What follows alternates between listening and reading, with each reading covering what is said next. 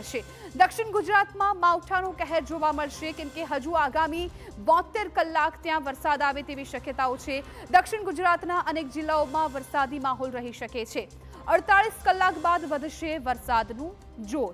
ખાસ કરીને દક્ષિણ ગુજરાતમાં આ વખતે મેઘરાજા ધમધોકાર પોતાની બેટિંગ કરી હતી, ત્યારબાદ ચોમાસું વિદાય લઈ ચૂક્યું છે। તેમ છતાં હજુ પણ દક્ષિણ ગુજરાતમાં વરસાદની શક્યતા સેવાઈ રહી છે। હવામાન વિભાગની જે પ્રકારે આગાહી છે તેમાં દક્ષિણ ગુજરાતના અનેક જિલ્લાઓમાં વરસાદ પડી શકે છે। 48 કલાક બાદ વરસાદનું જોર વધે તેવી શક્યતાઓ હાલ વ્યક્ત કરવામાં આવી રહી છે। અને અત્યારે પણ 1-2 દિવસથી દક્ષિણ ગુજરાતના અનેક એવા જિલ્લાઓ છે કે જ્યાં વાતાવરણમાં પલટો આવ્યો છે, વરસાદી માહોલ છવાઈ ગયો છે।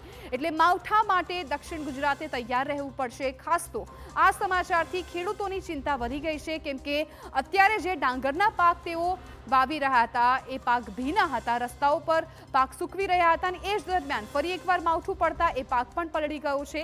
એટલે ખેડૂતોને બમણો માર સહન કરવાનો વારો આવ્યો છે। 28 એવા જિલ્લાઓ છે કે જ્યાં વરસાદ પડી શકે છે। દક્ષિણ ગુજરાતની સાથે સાથે 28 જિલ્લાઓમાં વરસાદ પડી શકે।